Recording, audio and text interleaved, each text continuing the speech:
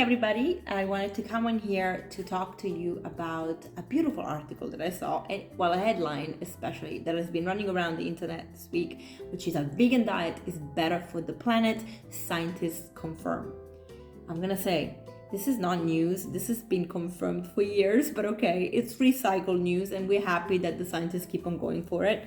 And I had a beautiful interview with Brenda and Corey Davis, who talked about actually the impact of a plant-based diet on the environment as well, and that was great and was really eye-opening. And we're not disputing that.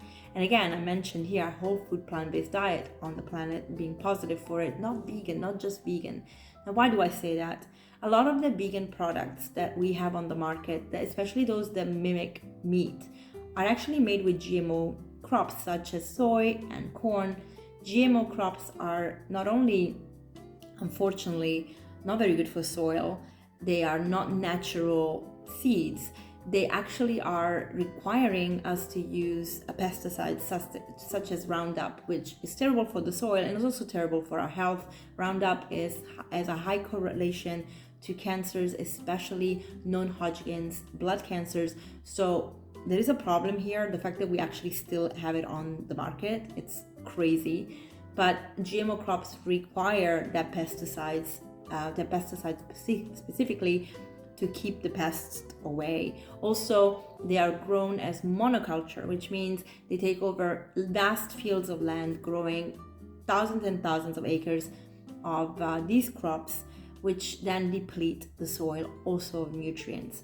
So that doesn't help the planet. That's not good for the environment. What's good for the environment, however, is for us to actually understand that we have to have a whole food plant-based diet that is focused on local, organic, biodynamic foods, but also a step further of that, educating people about growing their own food, so that when we go to a market, we know we're helping a farmer. When we go to the supermarket, hopefully one day we will be helping farmers too that are not, mass scales. Now, about Portugal is a bit of a hit and miss here. Like, you can go to a Lidl and actually have products from Portugal. So they still rely on the local farmers, and that's good.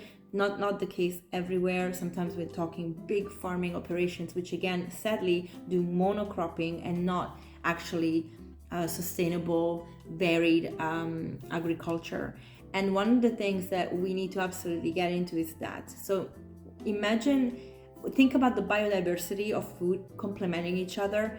If you're actually planting different foods next to each other, you're promoting the biodiversity, and I'm talking at organic level, so your bacteria of the soil, because different plants will have different nutrients, different bacteria coming together, living in a symbiotic way. And also you have plants that act as natural pesticides against a lot of plants. For example, if you have aromatics around your food, the aromatics are repellent for some pests that would go for the food. So you have to find, and there is so much literature out there about it, you have to find what complements each other. So that's really, really important. And also educating people about the need for community gardens. So we have beautiful parks everywhere in cities, but they're not used to grow food. Why? Let's get neighborhoods together to actually grow food. And even if the operations are not going to feed the entire city, they are a help, and they also help the soil. And this kind of education, it's a ripple effect. You start with something small, and then more and more people want to do it, and people start doing it on their balconies, in their kitchens. There are so many great technologies now to grow your food in the kitchen with beautiful kind of gadgets that you can have specific soil that has been packed together with the right nutrients for every plant, water, light, everything, like a grow kit.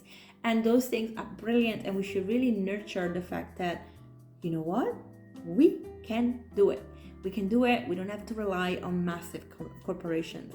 Because one thing that really frustrates me is that we always blame, people for doing the wrong thing, but we're not taught, we're not led, we're not given the tools, we're not even given the space sometimes. And it's going to be a challenge in cities to grow food in community gardens, because obviously the municipalities and the government are stopping good things from happening, and we have to educate them too about it. So, but if everybody came together and we all did it, and especially in countries like Portugal, there's so much land that is not worked on. You can get people to come together and do it, but just that sense of community for the right thing is missing still. And we have to really try and find it, because then we can really be abundant. I am learning how to grow food. I am crap at it.